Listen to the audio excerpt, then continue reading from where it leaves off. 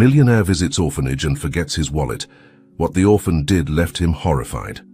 The imposing figure of Maxwell Blackwood was reflected in the enormous windows of his office on the 50th floor of Blackwood Enterprises Tower in the heart of New York City. His eyes, cold as steel, scrutinized the urban horizon, while his mind calculated the next moves that would take his financial empire to new heights. At 45 years old, Maxwell was the very image of success, multi-millionaire, attractive and powerful. However, something was missing in his life, a void that not even he could identify. "Mr. Blackwood, your assistant is here with today's schedule," announced his secretary's voice through the intercom. "Send her in," Maxwell replied, without taking his gaze from the window. Sarah, his efficient 28-year-old assistant, entered with a firm step, her tablet in hand and a determined expression on her face. "Good morning, Mr. Blackwood. We have a busy day ahead."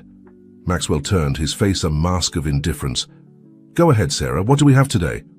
"At 10, sir, you have a video conference with the investors from Shanghai. At 12:30, lunch with the Secretary of Commerce. And at 3... Sarah paused as if hesitating to continue.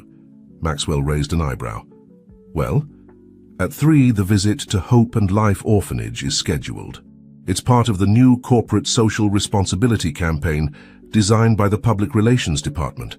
The businessman let out a barely perceptible sigh. "Ah, yes. The charity campaign. Is it really necessary for me to be present?" Sarah nodded firmly. "Yes, sir. The PR team insists that your personal presence will have a significant impact on the company's image. Plus, the media will be there to cover the event." "Very well," Maxwell conceded, his tone lacking enthusiasm. "Make sure the donation check is ready and the speech is brief. I don't want to spend more time than necessary in that place." The assistant frowned slightly but refrained from commenting. "Of course, sir. Everything will be prepared." As Sarah withdrew, Maxwell turned his attention to the documents on his desk. The figures and graphs were his true language, the only one he really understood and appreciated. For him, the world was divided into assets and liabilities, into profitable investments and necessary expenses. And this visit to the orphanage was nothing more than another necessary expense, a lesser evil to maintain the public image of Blackwood Enterprises. The hours flew by between meetings and multi-million-dollar decisions. Before he knew it, Maxwell found himself in the back seat of his luxury car on the way to the orphanage. His driver, Frank, a middle-aged man who had been working for him for years, observed him through the rearview mirror with a mixture of respect and concern. "Everything all right, Mr. Blackwood?" Frank dared to ask, noticing the tension on his boss's face. Maxwell looked up from his smartphone. "Yes, Frank. I just want to get this over with as soon as possible." The driver nodded but couldn't help adding, "You know, sir, my niece volunteers at that orphanage. She says the kids are incredible, full of life and hope, despite everything." For a moment, something seemed to flicker in Maxwell's eyes, but it vanished as quickly as it appeared. "I'm sure they are, Frank, but we're not here to make friends. It's an act of charity, nothing more." The rest of the journey passed in silence.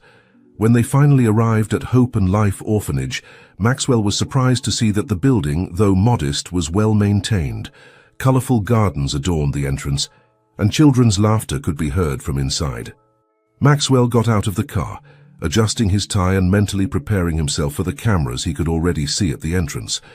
The orphanage director, a kind-looking man named Robert Thompson, greeted him with a genuine smile.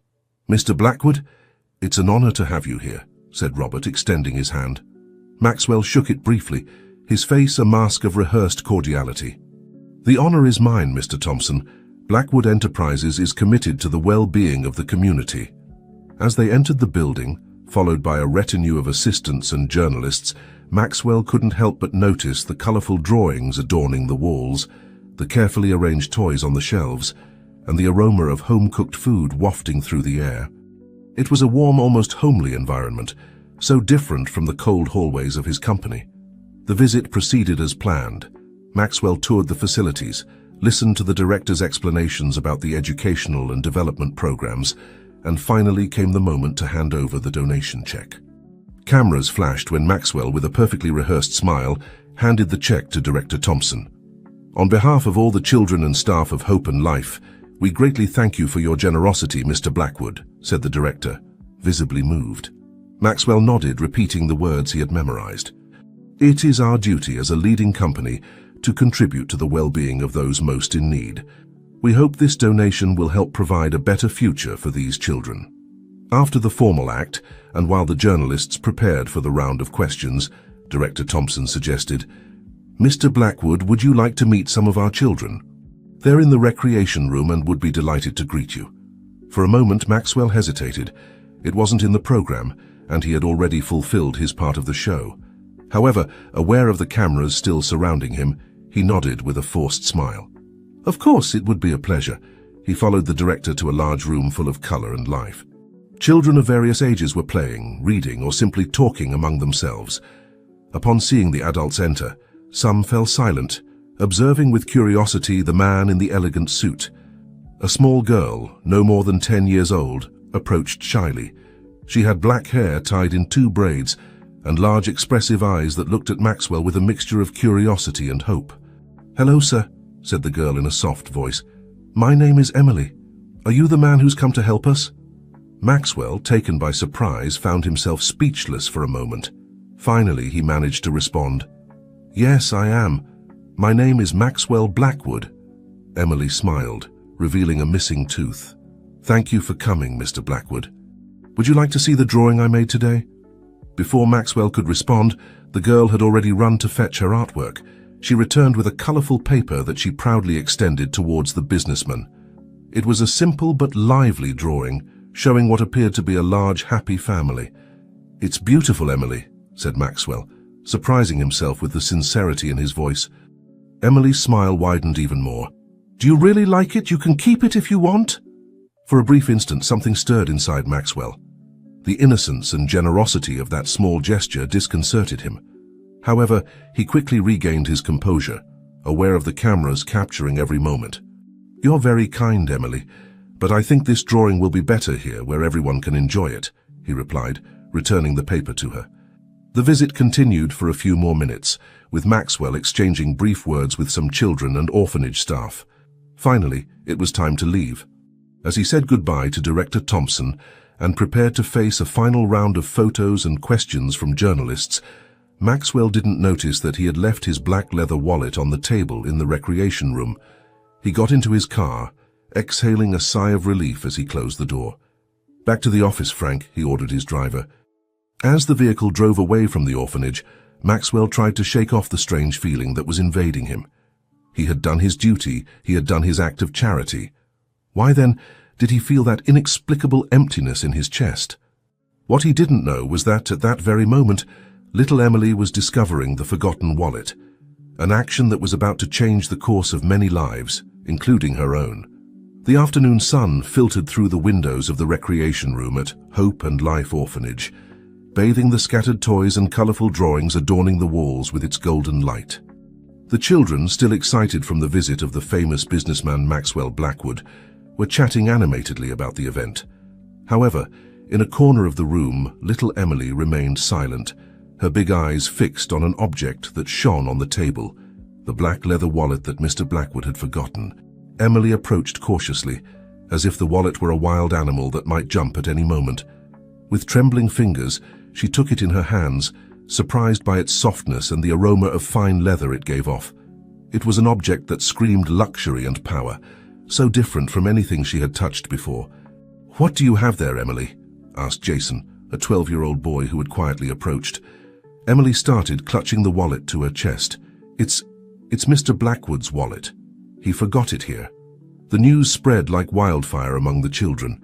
Within minutes, Emily found herself surrounded by a dozen curious faces, all eager to take a look at the forgotten treasure. "Open it," suggested Sophie, a girl Emily's age with eyes bright with excitement. Emily hesitated. She knew it wasn't right to rummage through someone else's belongings, but the curiosity was overwhelming. With a sigh of resignation, she opened the wallet. The interior was a display of luxury: golden credit cards, carefully folded high-denomination bills, and an ID with a photo of Maxwell Blackwood looking seriously at the camera. "Look at all that money," exclaimed Michael, the oldest of the group at 14. "We could buy so many things with that." A silence fell over the group, each child lost in thought, imagined what they could do with that money. New clothes, toys, books, maybe even a trip outside the orphanage. It was Emily who broke the silence. Her voice, though soft, had a tone of determination that made everyone look at her. "I have an idea," she said, her eyes shining with a mixture of fear and excitement. The children moved closer, forming a tight circle around Emily. She took a breath and began to speak, her voice gaining strength with each word. "Mr. Blackwood came here today, gave us money and left. But did any of you feel like he really saw us? That he really cared about us?" The faces around her showed a mixture of confusion and understanding. Emily continued, "I propose we take this money and use it. Not to steal it, but to show Mr. Blackwood who we really are." A murmur of amazement ran through the group. "But Emily," Jason intervened, "that would be stealing. We'd get into trouble." Emily shook her head, her braids swinging. "No, it wouldn't be. We're going to return everything to him. But before that, we're going to use it to be normal kids for a day. We'll buy new clothes, some toys, maybe even go to the movies. And then when we return the wallet, we'll show Mr. Blackwood what it really means to help someone." Emily's proposal floated in the air, heavy with possibilities and dangers. The children looked at each other, undecided. Sophie was the first to speak. I think Emily is right. They always treat us as if we were invisible. This could be our chance to be seen." Gradually, the other children began to nod, infected by the audacity of the idea. Even the most skeptical found themselves considering the proposal. "But how will we do it?" asked Michael, always practical. "We can't just leave the orphanage and start spending money." Emily smiled, a plan forming in her mind. "I have an idea. Tomorrow is Saturday, and they always let us go to the park. We can sneak away then." The plan began to take shape. They decided that Michael, being the oldest, would keep the money. Sophie would be in charge of distracting the caretakers in the park. The other children would have specific tasks. Some would buy clothes, others toys, and a small group would be in charge of getting movie tickets. While the children discussed the details, Emily moved away for a moment, approaching the window. She looked at the sunset sky, a mixture of emotions stirring inside her. She knew that what they were planning wasn't right, but deep in her heart, she felt it was necessary. Maybe, just maybe, this would make someone really see them, understand that they were more than just numbers in a charity statistic. Suddenly, the voice of Mrs. Johnson, one of the caretakers, resonated in the hallway. "Children, it's dinner time." The group dispersed quickly, with Michael hiding the wallet under his shirt. Before leaving the room, they all exchanged knowing looks. The plan was in motion. That night, while the other children slept, Emily remained awake in her bed, her mind spinning. Were they doing the right thing? What if they got caught? But every time she doubted, she remembered Maxwell Blackwood's distant look, the way he had rejected her drawing, and her determination strengthened. Across the city, in his luxurious penthouse, Maxwell Blackwood was preparing for bed. He checked his phone one last time, responding to emails and verifying stock quotes. The visit to the orphanage was already a distant memory, barely a footnote in his busy day. However, just before turning off the light, a fleeting image crossed his mind. Emily's smiling face offering him her drawing. For a moment, he felt a pang of, what was it? Guilt? Nostalgia? He shook his head, dismissing the thought. He had more important things to think about. What Maxwell didn't know was that in less than 24 hours, that girl and her bold plan would shake the foundations of his carefully constructed world. The next morning, Hope and Life Orphanage woke up with an unusual energy. The children, especially Emily's group, seemed to vibrate with contained excitement. They ate breakfast quickly, anxious for the time to go to the park to arrive. When they finally went out, under the supervision of 2 caretakers, the plan was set in motion. Sophie began to act, feigning a stomachache that required urgent attention. While the caretakers were distracted, Emily, Michael, and a small group slipped away, blending in with the crowd in the park. With hearts beating 1,000 times a minute, but with unwavering determination, the children ventured into the city. For the first time in their lives, they had the power to choose, to be like any other child. They didn't know that their actions were about to trigger a series of events that would change not only their lives, but also Maxwell Blackwood's, in ways that none of them could imagine. Meanwhile, in his office, Maxwell began another day of negotiations and multi-million-dollar decisions, completely oblivious to the whirlwind that was approaching. The forgotten wallet, which at that moment he would consider a minor nuisance, was about to become the catalyst for a profound transformation in his life. The bustle of the city enveloped Emily and her friends as they ventured through the streets of New York, their hearts pounding with a mixture of excitement and fear. For these children, raised within the walls of the orphanage, the outside world was a maze of unknown possibilities and dangers. Michael, the oldest of the group, took the initiative. "Well, where do we start?" he asked, his voice betraying a slight tremor, despite his attempt to appear confident. Emily, her eyes bright with determination, pointed to a colorful clothing store across the street. "There," she said firmly. "First, let's dress like the kids we see on TV." Cautiously, they crossed the street, marveling at the shop windows full of mannequins with elegant and modern clothes. As they entered the store, they were greeted by air conditioning and the scent of new fabric, a completely new experience for them. A saleswoman approached, her smile faltering slightly upon seeing the group of children clearly out of place. "Can I help you?" she asked, with a mixture of curiosity and suspicion. It was Sophie who stepped forward, her voice surprisingly confident. "Yes, please. We want to buy new clothes." "As many as we can." The saleswoman blinked, confused, but the flash of bills that Michael took out of the wallet quickly dispelled her doubts. "Of course," she replied, her attitude instantly changing to one of helpful enthusiasm. "Where would you like to start?" What followed was a whirlwind of colors, textures, and styles. Emily tried on dresses that twirled when she spun.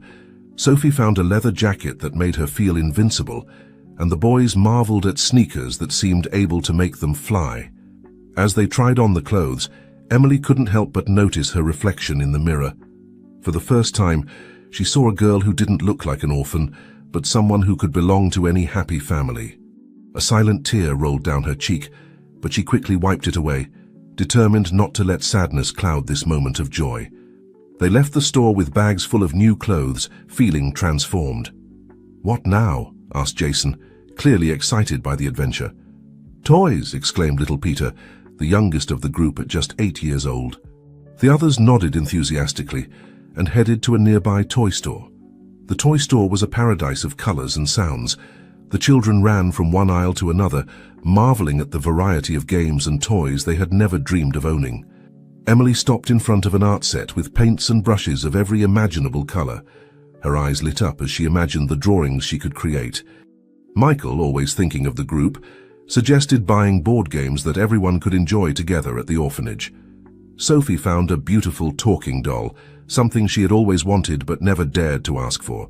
With arms laden with bags and hearts full of a joy they had never experienced before, the group went out onto the street again. The afternoon sun was beginning to descend, reminding them that their time of freedom was limited. "We still have money left," observed Michael, checking the contents of the wallet. "What else can we do?" It was then that Emily saw the poster for a nearby cinema. "A movie!" she exclaimed. "I've always wanted to see a movie in the theater." The idea was met with cheers of approval. They hurried to the cinema, choosing an animated film that promised adventure and laughter.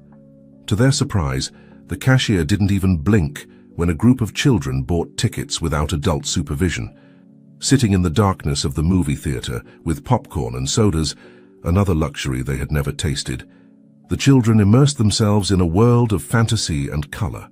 Emily, seated between Sophie and Jason, felt a warmth in her chest that she couldn't explain. For a moment she forgot she was an orphan, that this freedom was temporary. In that instant, she was simply a child enjoying a movie with her friends. Meanwhile, across the city, Maxwell Blackwood was immersed in an important business meeting.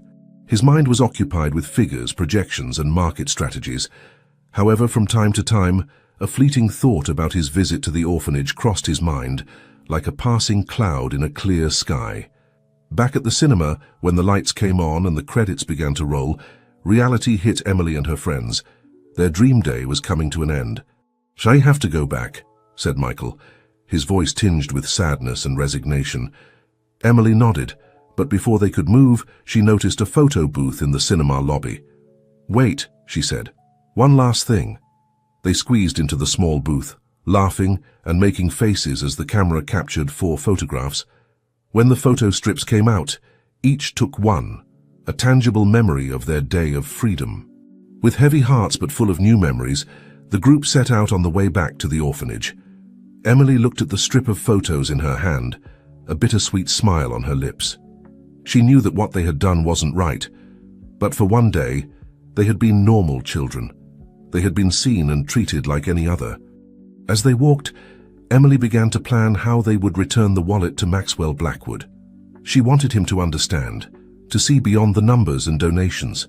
She wanted him to see the real children behind the facade of the orphanage. What Emily didn't know was that her actions had already set in motion a series of events that would change not only her life, but also Maxwell Blackwood's. The businessman, at that moment finishing his meeting and preparing for another night of loneliness in his luxurious penthouse, had no idea that he was about to receive a life lesson from the most unexpected source. As the sun set over New York City, painting the sky orange and pink, Emily and her friends snuck back into the park, blending in with the other orphanage children just in time for the return. They carried their treasures hidden under their old clothes, their hearts beating with the excitement of their shared secret. That night, in the quietness of the dormitory, Emily took out the strip of photos from under her pillow. Looking at the smiling faces of her friends, she knew that, whatever happened, this day would be etched in her memory forever. With a sigh, she put the photo away and closed her eyes, her mind already working on how they would face the next day and the consequences of their actions. Miles away, Maxwell Blackwood was preparing for bed, oblivious to the emotional whirlwind that was about to enter his ordered and controlled life. Fate, with the help of a brave little girl, was about to teach him a lesson that no business school could have imparted. The next morning dawned with a palpable tension at Hope and Life Orphanage. Emily and her friends woke up with a mixture of excitement and anxiety, aware that their adventure from the previous day couldn't remain a secret for long.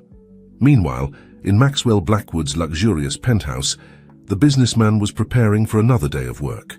He was adjusting his tie in front of the mirror when he noticed something unusual: the absence of his black leather wallet in the inner pocket of his jacket. He frowned, trying to remember where he had last seen it. "Sarah?" he called his assistant on the phone. "Do you remember if I had my wallet when we left the orphanage yesterday?" Sarah's voice sounded worried on the other end of the line. "I'm not sure, Mr. Blackwood. Do you want me to call the orphanage to ask?" Maxwell hesitated for a moment. The idea of dealing with the orphanage again produced an inexplicable discomfort. "No, I'll handle it," he finally responded. "Cancel my morning appointments. I'll go to the orphanage personally." At Hope and Life, breakfast was proceeding with apparent normality, but the whispers and knowing looks between Emily and her group didn't go unnoticed by Mrs. Johnson, one of the most attentive caretakers. "Emily, is everything all right?" Mrs. Johnson asked, approaching the table where the girl was eating in silence. Emily looked up, struggling to maintain her calm. "Yes, Mrs. Johnson, everything's perfect," she replied with a smile that didn't reach her eyes. Before the caretaker could inquire further, Director Thompson's voice resonated through the speakers. "Attention, please. Mr. Maxwell Blackwood is on his way. Apparently he forgot something during his visit yesterday. I want everyone to behave in the best possible manner." The announcement fell like a bomb among Emily and her friends. They looked at each other, panic evident on their faces. Michael, always the most pragmatic, whispered, "We have to return the wallet before he gets here." Emily nodded, her mind working at full speed. "I'll do it," she said with determination. "You all act normal." Taking advantage of the general confusion that followed the announcement, Emily slipped away to the dormitory. With trembling hands, she took the wallet from its hiding place and, on impulse, put inside the strip of photos they had taken the day before. Then she ran towards the director's office. Meanwhile, Maxwell Blackwood's car was pulling up in front of the orphanage. The businessman got out of the vehicle, his face a mask of indifference that hid growing irritation. He didn't like wasting time, and he certainly didn't like the idea of returning to this place that provoked feelings he couldn't or didn't want to understand. In the director's office, Emily knocked timidly on the door. "Come in," Mr. Thompson's voice was heard. The girl entered, holding the wallet against her chest as if it were a shield. "Mr. Thompson," she began, her voice barely a whisper, "I found this yesterday after Mr. Blackwood left. I wanted to return it, but..." The director looked at her with a mixture of relief and concern. "Emily, why didn't you give it to me immediately?" he asked, his tone more curious than accusatory. Before Emily could respond, the door burst open, revealing the imposing figure of Maxwell Blackwood. His eyes fell first on the director and then on Emily, vaguely recognizing her from his previous visit. "Mr. Blackwood?" The director stood up, clearly nervous. How timely, just now. But Maxwell interrupted him, his gaze fixed on the wallet Emily was holding. "I see you found my property," he said coldly. "I hope everything is in order." Emily, gathering all her courage, stepped forward. "Mr. Blackwood," she began, her voice trembling slightly. We wanted to show you something." Maxwell raised an eyebrow, his irritation giving way to slight curiosity. "Show me what exactly?" With shaking hands, Emily opened the wallet and took out the strip of photos. The images showed the children smiling, making faces, just being kids. "This is what we wanted you to see," she said, extending the photos towards the businessman. Maxwell took the photos, confused. He looked at the images and then at Emily, his mind trying to process what he was seeing. "I don't understand," he finally said. "What does this mean?" Emily took a deep breath. It was now or never. "Mr. Blackwood, when you came yesterday, you looked at us but didn't see us. Nobody really sees us. We're more than numbers on a donation sheet. We're children who want to be seen, who want to feel like we belong somewhere."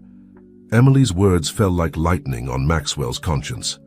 For the first time in years, he found himself speechless, looking alternately at the photos and the determined face of the girl in front of him. Director Thompson, sensing the tension in the air, intervened. "Mr. Blackwood, I assure you this is not what it seems. We will take appropriate disciplinary measures and—" But Maxwell raised a hand, silencing him. His gaze remained fixed on Emily. "Continue," he said, his voice surprisingly soft. "I want to hear more." Emily, encouraged by this unexpected reaction, began to speak. She told him about their plan, about how they had used the money to experience a day as normal children. She talked about the new clothes, the toys, the movie at the cinema, but above all she talked about how they felt, seen, valued, normal. As Emily spoke, something began to change in Maxwell's face. The mask of indifference cracked, revealing an emotion that not even he could name. For the first time in a long time, he was truly listening, truly seeing. When Emily finished her story, a heavy silence fell over the office. Director Thompson seemed to be holding his breath, waiting for the explosion of anger from the powerful businessman. But the explosion never came. Instead, Maxwell Blackwood did something that surprised everyone, including himself. He knelt in front of Emily, placing himself at her level, and said in a broken voice, "I'm sorry, I'm so sorry. You're right, I didn't see you. But now I'm seeing you." At that moment, something changed in Maxwell Blackwood's heart. The ice wall he had built around his emotions began to melt. He looked at Emily, then at the director, and finally said, "I think we need to have a long conversation about how we can improve things here."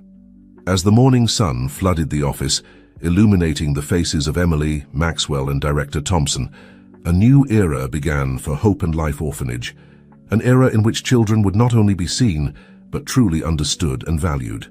And for Maxwell Blackwood, this was the beginning of a journey of rediscovery, a journey that would lead him to confront his past, question his values, and perhaps find a purpose beyond numbers and profits. The days following the encounter in the director's office were a whirlwind of emotions and changes at Hope and Life Orphanage.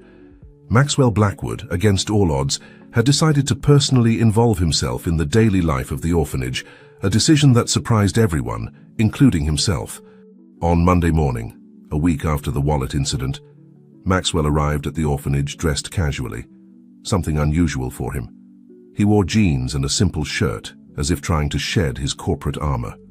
"Good morning, Mr. Blackwood," Director Thompson greeted him, still bewildered by this new Maxwell. "The children are having breakfast. Would you like to join them?" Maxwell nodded, following the director to the dining hall. As he entered, a sudden silence fell over the room. Dozens of curious eyes fixed on him, some with fear, others with hope. Emily, sitting at a table with her friends, was the first to break the silence. "Good morning, Mr. Blackwood," she said with a shy smile. "Good morning, Emily," Maxwell replied, his voice softer than anyone had ever heard it before. "Good morning, everyone," he added, addressing the rest of the children. Gradually, the murmur of conversations returned to fill the dining hall. Maxwell served himself a plate of the same food the children were eating, and to everyone's surprise sat down at Emily's table with her friends. "May I join you?" he asked, his tone almost timid. The children nodded, still too surprised to speak. Michael, always the bravest, was the first to break the ice. "Mr. Blackwood, why are you here?" Maxwell looked at his plate for a moment, as if searching for the right words. "I'm here because I want to learn, I want to understand. I want to really see, as Emily asked me to do." Sophie, sitting next to Emily, dared to ask, "Aren't you angry with us anymore about the wallet?" A sad smile crossed Maxwell's face. "No, Sophie, I'm not angry. I'm grateful. You made me realize something very important that I had forgotten." Meanwhile, in the main office of Blackwood Enterprises, Sarah, Maxwell's assistant, was dealing with an avalanche of calls and emails. The sudden absence of the CEO had caused chaos in the corporate agenda. "No, Mr. Rodriguez, Mr. Blackwood is not available at the moment," Sarah explained for the umpteenth time. "Yes, I understand that the merger is important, but..." Frustrated, Sarah hung up the phone and leaned back in her chair. What was going on with Maxwell Blackwood? The man she knew would never have abandoned his responsibilities like this. Back at the orphanage, Maxwell spent the day interacting with the children. He played soccer in the yard, clumsily at first, but improving with each minute. He helped in the art class, marveling at the creativity of the little ones. He even sat to listen to the stories that the youngest children invented. During a break, he found himself alone with Emily in the garden. The girl was drawing, her face a mask of concentration. "What are you drawing?" Maxwell asked, sitting beside her. Emily showed him the drawing. It was a portrait of Maxwell playing with the children. "It's you, Mr. Blackwood, but different." Maxwell looked at the drawing, feeling an emotion he couldn't name. "Different how?" he asked softly. "Happy," Emily replied simply. "You look happy here." Those words hit Maxwell like lightning. Happy? When was the last time someone had described him that way? When was the last time he had felt that way? "Emily," he began, his voice laden with emotion, "I want to thank you. You and your friends. You've taught me more in these days than any business book in my entire life." The girl smiled, a smile that lit up her whole face. "Does that mean you'll come visit us again?" Maxwell nodded, surprising himself with the sincerity of his response. "Yes, I'll come back. In fact, I have some ideas about how we can improve things here." As they talked, Director Thompson observed them from his office window.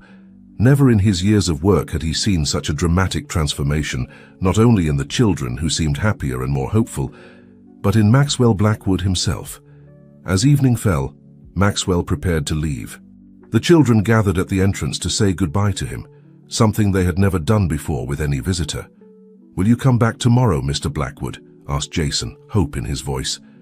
Maxwell looked at the expectant faces around him and felt something he hadn't experienced in years. A sense of purpose. "Yes, Jason, I'll come back tomorrow, and the day after. And every day I can." As he drove away in his car, Maxwell reflected on the events of the last few days. His phone wouldn't stop ringing with calls from the office, but for the first time in his life, business wasn't his priority. In the passenger seat, he carried the drawing Emily had given him. He looked at it once more before starting the car.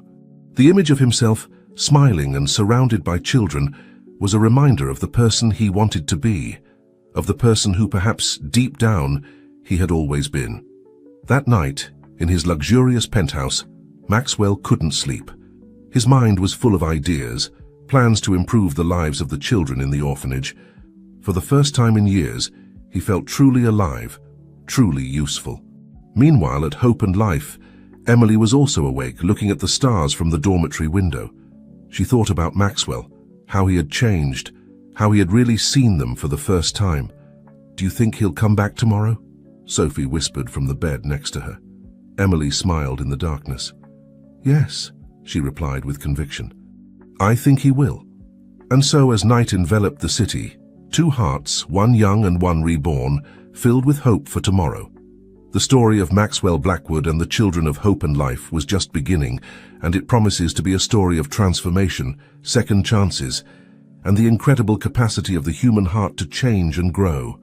The sun had barely peeked over the horizon when Maxwell Blackwood was already awake, preparing for another day at Hope and Life Orphanage. However, this morning was different. His phone wouldn't stop ringing, and text messages were piling up on his screen. The board of directors of Blackwood Enterprises was demanding an emergency meeting. Maxwell sighed, looking at Emily's drawing that now adorned his nightstand. He knew he couldn't ignore his corporate responsibilities any longer, but he also didn't want to break his promise to the children.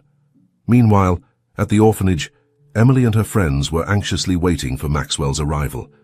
The girl had spent the previous night drawing a special gift for him, a portrait of all the orphanage children together, with Maxwell in the center. "Do you think he'll like it?" Emily asked Sophie, showing her the drawing. Sophie smiled widely. "It's beautiful, Emily. I'm sure he'll love it." However, as the morning progressed, Maxwell's absence became increasingly noticeable. The children began to grow restless, and Emily couldn't help but feel a pang of worry in her heart. In the boardroom of Blackwood Enterprises, Maxwell faced a group of visibly upset executives. "Maxwell, what's going on?" asked Richard Carter, the chairman of the board. "You've been absent for days, ignoring calls and emails. We have crucial decisions to make." Maxwell took a deep breath before responding. "I've been busy with a personal project that I believe could greatly benefit our company." The executives exchanged skeptical looks. "A personal project?" questioned Amanda Hughes, the CFO. "Maxwell, we're in the middle of a multi-million-dollar merger. There's no time for personal projects." Maxwell stood up, his determination evident in every movement. "I ask you to listen to me. I believe we've lost sight of what really matters. Our company has the power to make a real change in people's lives, especially those who need it most." For the next hour, Maxwell told them about the orphanage, about Emily and the other children. He told them about the transformation he had experienced and how he believed the company could benefit from focusing more on social responsibility. At first, the executives listened skeptically, but as Maxwell spoke, something in his passion and conviction began to touch their hearts. "I propose we create a foundation," Maxwell concluded. "Our foundation that not only supports Hope and Life Orphanage, but also develops education and employment programs for vulnerable youth throughout the country." There was a moment of silence in the room. Finally, Richard spoke. "It's an ambitious idea, Maxwell. But how will this affect our financial results?" Maxwell smiled. "Think about the long-term impact. We improve lives, create opportunities, and at the same time enhance our corporate image. It's a win-win situation." After several hours of intense discussion, the board finally agreed to give Maxwell the opportunity to develop his proposal. He left the office feeling exhausted but optimistic. Meanwhile, at the orphanage, the day had passed with a mixture of disappointment and concern. Emily, sitting in the garden with her drawing in her hands, couldn't help but feel betrayed. "Maybe he had important things to do," Jason suggested, trying to cheer her up. "More important than us," Emily murmured, tears in her eyes. Just then, a familiar car pulled up in front of the orphanage. Maxwell got out hurriedly, his face a mixture of guilt and excitement. "Emily," he called, running towards her. "I'm so sorry. I had an unexpected meeting, but I came as soon as I could." The girl looked at him, torn between relief and disappointment. "We thought you weren't coming." Maxwell knelt in front of her, gently taking the drawing from her hands. "Emily, I want you to know something. You, all of you, are the most important thing to me now. And I have exciting news to share." Gradually, the children gathered around him, curious to hear what he had to say. Maxwell told them about the meeting, about the foundation he planned to create. "Does that mean you'll help more kids like us?" asked Jason, his eyes bright with excitement. Maxwell nodded, his smile full of determination. "Yes, Jason, we're going to help as many children as we can. But Hope and Life will always be special. You taught me to see with my heart, and that's something I'll never forget." Emily, moved by his words, finally showed him the drawing she had made. "It's for you," she said shyly. Maxwell looked at it, and for a moment he was speechless. The drawing showed all the orphanage children, smiling and happy with him in the center, as if he were part of a big family. "It's beautiful, Emily," he finally said, his voice breaking with emotion. "I'll treasure it always." That evening, as Maxwell was preparing to leave, Director Thompson stopped him. "Mr. Blackwood, I don't know how to thank you for everything you're doing." Maxwell smiled, looking towards the group of children saying goodbye to him from the entrance. "You don't have to thank me, Director. It's they who have given me much more than I could ever give them." As he drove back to his apartment, Maxwell reflected on the day's events. He knew the road ahead wouldn't be easy. There would be obstacles, both in the corporate world and in his new mission with the orphanage, but for the first time in a long time, he felt truly alive, truly motivated. In his penthouse, instead of reviewing financial reports as he used to do, Maxwell spent the night researching child aid programs and charitable foundation structures. Emily's drawing now occupied a place of honor on his desk, a constant reminder of his new purpose. Meanwhile, at the orphanage, Emily was preparing for bed, her heart full of hope. "Do you think things are really going to change?" she whispered to Sophie. Sophie smiled in the darkness. "I think they already have, Emily, and it's thanks to you." And so, as night fell over New York City, two worlds that once seemed irreconcilable began to intertwine. The story of Maxwell Blackwood and the children of hope and life was far from over, but each day brought new promises, new challenges, and above all, new hope. Days turned into weeks and weeks into months. Life at Hope and Life Orphanage had changed dramatically since Maxwell Blackwood entered their lives. The foundation he had promised to create was taking shape, and the first fruits of his labor were beginning to show. One sunny Saturday morning, Maxwell arrived at the orphanage earlier than usual. He carried a folder full of papers and a smile he couldn't contain. "Good morning, everyone," he greeted as he entered the dining hall, where the children were having breakfast. "Good morning, Mr. Blackwood," the children responded in unison, their faces lighting up at the sight of him. Emily, who had developed a special bond with Maxwell, was the first to notice his enthusiasm. "Did something good happen, Mr. Blackwood?" she asked, her curiosity evident in her voice. Maxwell smiled even more broadly. "As a matter of fact, yes, Emily. I have wonderful news for all of you." Director Thompson, who had just entered the dining hall, approached with interest. "What's it about, Mr. Blackwood?" Maxwell looked around, making sure all the children and staff were present. Then, with a solemn but emotion-filled tone, he began to speak. "The foundation I promised you is now a reality. Starting today, Hope and Life Orphanage will have sufficient funds to improve all its facilities, expand its educational programs, and most importantly, ensure that each of you has access to the best possible education, even after you leave this place."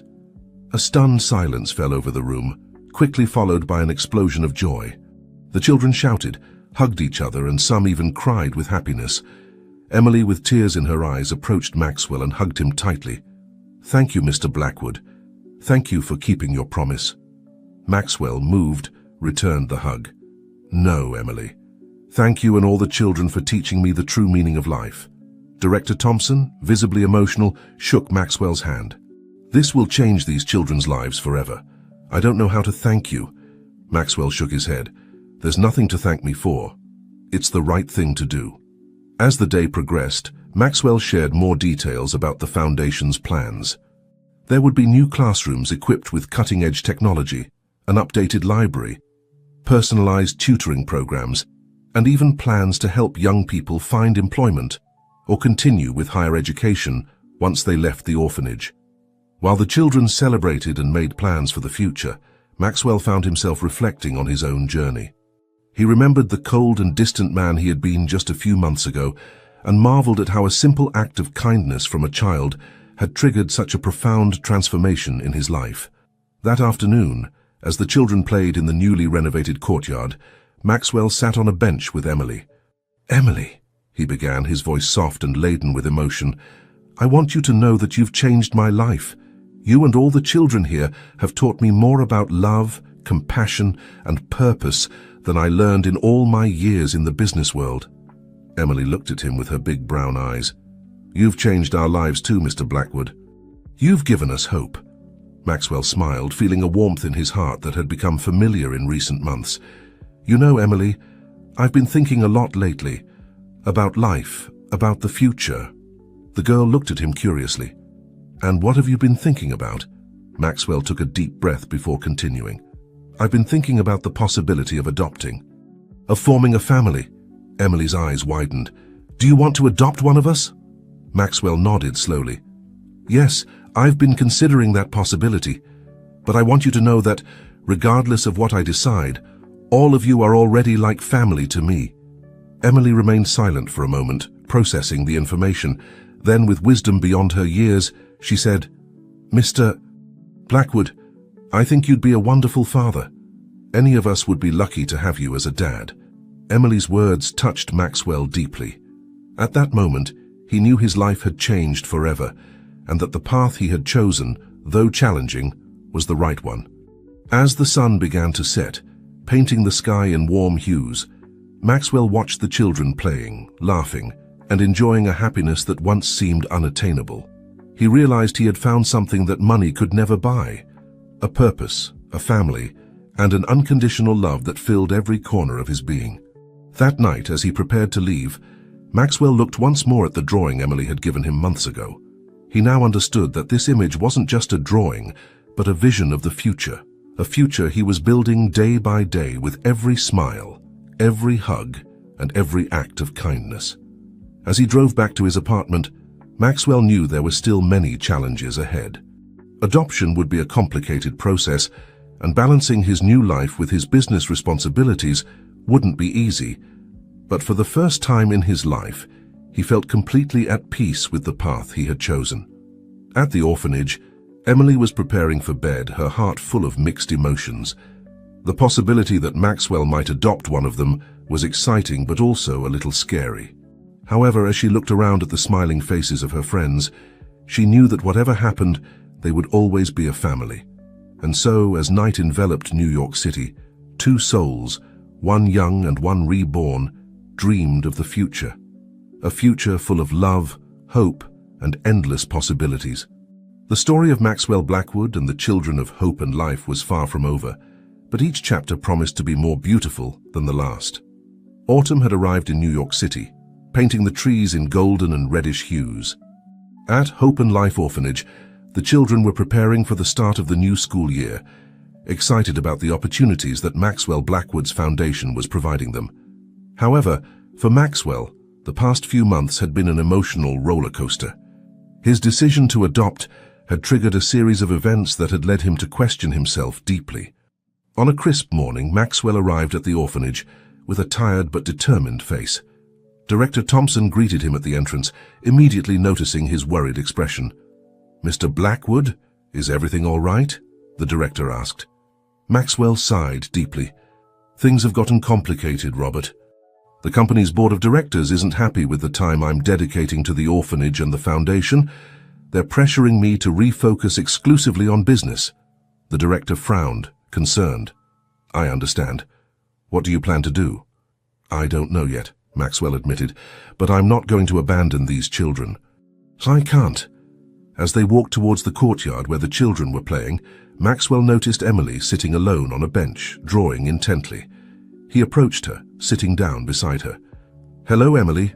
What are you drawing?" he asked with a tired smile. Emily looked up, her eyes shining upon seeing Maxwell. "Mr. Blackwood, I'm drawing our future family." Maxwell looked at the drawing and felt his heart constrict. On the paper, Emily had drawn all the orphanage children, Director Thompson, and in the center, Maxwell, all holding hands and smiling. "It's beautiful, Emily," said Maxwell, his voice laden with emotion. "Can I ask you something?" Emily nodded, curious. "If you could choose, would you prefer that I adopt one of you or that I continue helping everyone at the orphanage?" The question took Emily by surprise. She remained silent for a moment, reflecting seriously. Finally, with a maturity that surprised Maxwell, she responded, "Mr. Blackwood, we all love you very much here. Any of us would be very happy if you adopted us. But—" She paused, searching for the right words. "I think you're already like a father to all of us. What you've done for the orphanage, for our future, it's as if you've adopted us all." Emily's words hit Maxwell like a revelation. Suddenly, everything became clear in his mind. "You're right, Emily," he said, hugging the girl. "You're already my family. All of you." That afternoon, Maxwell called a meeting with all the orphanage staff and children. With determination in his voice, he announced his decision. "I've decided to resign from my position as CEO of Blackwood Enterprises. From now on, I will dedicate all my time and resources to the foundation and this orphanage. I won't adopt just one of you because I already consider all of you my family." The news was received with a mixture of surprise, joy, and concern. Director Thompson was the first to speak. "Mr. Blackwood, are you sure about this? It's a very big decision." Maxwell nodded firmly. "I've never been more sure of anything in my life, Robert. This is my place. This is my purpose." The following days were a whirlwind of activity. Maxwell met with lawyers to transfer most of his company shares to the foundation, thus ensuring the financial future of the orphanage and the child aid programs he had initiated. The news of his resignation shook the American business world. Many criticized him, calling him crazy for abandoning the empire he had built. Others, however, praised him as an example of social responsibility and humanitarian commitment. A week after his announcement, Maxwell found himself in his old office at Blackwood Enterprises, packing his last belongings. Sarah, his faithful assistant, watched him with a mixture of sadness and admiration. "Are you really sure about this, Mr. Blackwood?" Sarah asked. Maxwell paused, looking out the window at the city sprawling below him. Then, with a serene smile, he replied, "More sure than ever, Sarah. For the first time in my life, I feel I'm doing exactly what I should be doing." As he left the building for the last time, Maxwell felt light, as if an enormous weight had been lifted from his shoulders. He knew the road ahead wouldn't be easy, that there would be challenges and obstacles, but he also knew he had the love and support of his new family to face them. That night, back at the orphanage, Maxwell sat in the courtyard with Emily and the other children. As they looked at the stars and shared stories and laughter, Maxwell knew he had made the right decision. "Mr. Blackwood," Emily said softly, "are you happy now?" Maxwell looked around at the smiling faces of the children, at the orphanage building that now looked full of life and hope, and finally at Emily, the girl who had changed his life with a simple act of kindness. "Yes, Emily," he replied with a radiant smile, "I'm happier than I ever imagined I could be." And so, under the starry sky of New York City, a new family, united not by blood but by love and compassion, began the next chapter of their story. A story of second chances, of redemption, and of the transformative power of unconditional love. 5 years had passed since Maxwell Blackwood made the decision to dedicate his life to Hope and Life Orphanage. New York City was awakening to the first rays of the sun, and the orphanage, now transformed into a modern educational and child development center, was buzzing with activity. Maxwell, with a few more gray hairs but with an energy and smile that seemed never to fade, walked through the center's hallways, greeting the children and staff. His executive suit had been replaced by comfortable, practical clothing, more suitable for his new life. "Good morning, Dad Maxwell," a chorus of children's voices shouted as he passed by the dining hall. Maxwell smiled broadly. Although he hadn't legally adopted any of the children, they all considered him their father, and he saw them all as his children. Upon reaching his office, he found Emily waiting for him. The 10-year-old girl who had changed his life was now a beautiful 15-year-old young woman, with a maturity and compassion that went beyond her years. "Good morning, Emily," Maxwell greeted, giving her a hug. "Ready for the big day?" Emily nodded, a mixture of excitement and nervousness on her face. "Yes, although I'm a little nervous. What if they don't like my presentation?" Maxwell put his hands on Emily's shoulders, looking directly into her eyes. "You'll do amazingly. Your project to expand the educational programs to other communities is brilliant. I'm very proud of you." Today was a special day. Representatives from various international organizations and the U.S. government would be visiting the center to learn about the programs implemented by the Blackwood Foundation and consider replicating them in other parts of the country and the world. As Maxwell and Emily went over the final details of the presentation, a familiar figure appeared at the office door. It was Sarah, Maxwell's former assistant at Blackwood Enterprises, who now worked as a project coordinator for the foundation. "Maxwell, the guests are arriving," Sarah announced with a smile. Maxwell nodded, taking a deep breath. "Thank you, Sarah. We'll be there in a moment." When Sarah left, Maxwell turned to Emily. "You know, 5 years ago, I never would have imagined I'd be here doing this. You changed my life, Emily. All of you did." Emily smiled, her eyes shining with unshed tears. "And you changed ours, Dad Maxwell. You gave us a home, a family, and a future." Together they left the office and headed to the auditorium. The place was full of people, NGO representatives, government officials, journalists, and of course, the children and staff of the center. Maxwell took the stage and, looking at the audience, began his speech. 5 years ago, I was a different man. I believed success was measured in numbers, in profits, in corporate power. But a small gesture of kindness from a brave little girl taught me I was wrong. She taught me that true success is measured in smiles, in transformed lives, in restored hope. As Maxwell spoke, before and after images of the orphanage were projected on the screen behind him. They showed not only the physical improvements of the place, but also the smiling faces of the children, their academic achievements, their artistic and sports talents flourishing. Today, I'm not here to talk about myself, but about these extraordinary children and the incredible team that has made this transformation possible. And especially, I want to introduce you to someone who embodies everything we've achieved here. With these words, Maxwell invited Emily to the stage. The young woman came up, nervous but determined, and began to present her project to expand the Foundation's educational programs. As Emily spoke, Maxwell watched her with paternal pride. He remembered the little girl who had offered him a drawing years ago and marveled at the strong and compassionate young woman she had become. At the end of the presentation, the audience burst into applause. The representatives of international organizations were visibly impressed, and several immediately approached to discuss implementing Emily's program in other countries. Later that day, as the sun was setting over New York City, Maxwell found himself in the center's courtyard, surrounded by the children. Some were playing, others reading, and others simply enjoying each other's company. Jason, one of the first children Maxwell had met at the orphanage, and who was now preparing to go to college, approached him. "Dad, Maxwell," Jason said, "do you ever regret leaving your old life?"